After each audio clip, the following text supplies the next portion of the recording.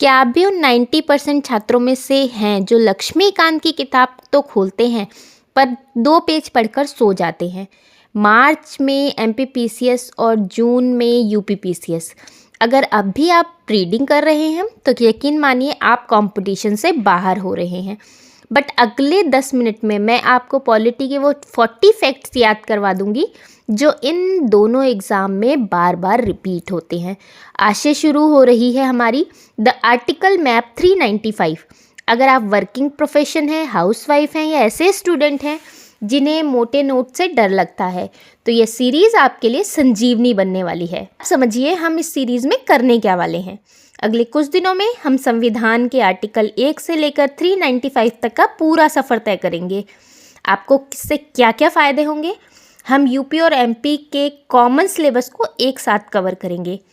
जो सब्जेक्ट ख़त्म करने में आपको 1 महीना लगता था हम उसे 10 मिनट सीरीज़ में मास्टर करेंगे।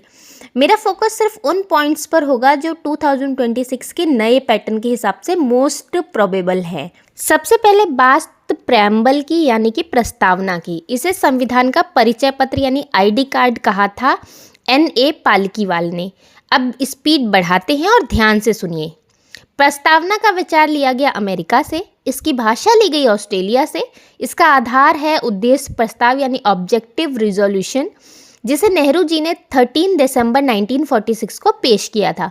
संविधान की शक्ति का स्रोत है हम भारत के लोग। इसमें न्याय जस्टिस 3 तरीके के हैं, सामाजिक, आर्थिक और राजनीतिक। इसमें स्वतंत्रता 5 तरह की है, विचार, अभिव्यक्ति, विश्वास, धर्म और उपासना। इसमें समानता 2 तरह की है, प्रतिष्ठा और अवसर। इतिहास का सबसे बड़ा फैक्ट, प्रस्तावना में अब तक सिर्फ एक बार संशोधन हुआ है, 42वां संशोधन 1976। इसके जरिए 3 शब्द जोड़े गए, समाजवादी, पंथ निरपेक्ष और अखंडता। केशवानंद भारती केस 1973 में सुप्रीम कोर्ट ने कहा प्रस्तावना संविधान का हिस्सा है और इसमें संशोधन हो सकता है लेकिन बेसिक स्ट्रक्चर को छोड़ के। अब आते हैं भाग 1 पर जो बात करता है संघ और उसके राज्य क्षेत्र की। इसमें सिर्फ 4 अनुच्छेद हैं, मतलब कि 4 आर्टिकल्स हैं। अब आर्टिकल और फैक्ट के बारे में बात करते हैं। आर्टिकल नंबर 1, इंडिया यानी भारत राज्यों का संघ होगा। याद रखिए फेडरेशन शब्द का प्रयोग कहीं भी नहीं हुआ है, यूनियन ऑफ स्टेट का यूज हुआ है। आर्टिकल 2, संसद को शक्ति देता है नए राज्यों को संघ में शामिल करने की, जैसे 1975 में सिक्किम को किया गया था। आर्टिकल 3, ये सबसे महत्वपूर्ण है, संसद किसी भी राज्य की सीमा, नाम या क्षेत्र बदल सकती है, जैसे एमपी से छत्तीसगढ़ और यूपी से उत्तराखंड बना।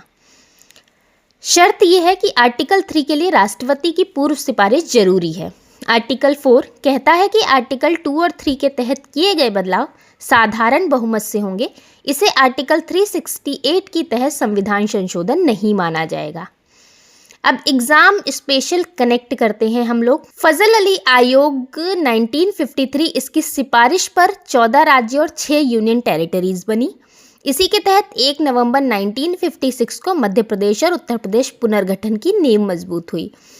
वर्ष 2000 में आर्टिकल 3 का ही जादू चला। 1 नवंबर को एमपी से छत्तीसगढ़ और 9 नवंबर को यूपी से उत्तराखंड अलग हुए। अब एक ऐसा एग्जाम सीक्रेट जो कोई भी कोचिंग आप लोगों को नहीं बताएगी। यूपीपीसीएस हमेशा वर्ड्स के क्रम पे सवाल पूछता है, जैसे समाजवादी पहले आएगा या धर्मनिरपेक्ष, और एमपीपीसीएस पूछता है सीधे ईयर और कमेटी। इस सीरीज़ में मैं ऐसे ही आपको एग्ज़ाम सीक्रेट्स साथ साथ में बताती चलूँगी ताकि आपका माइंडसेट एक ऑफिसर जैसा बने, सिर्फ एक स्टूडेंट जैसा नहीं। आज के 40 फैक्ट्स की चेकलिस्ट पूरी हुई। अगर आप चाहते हैं कि मैं इस सीरीज़ को डे 30 तक लेके जाऊं और आपका पूरा प्रीलिम्स सिलेबस मुट्ठी में कर दूं, तो कमेंट में लिखिए मिशन 2026 और अपनी अटेंडेंस ज़रूर लगाइए।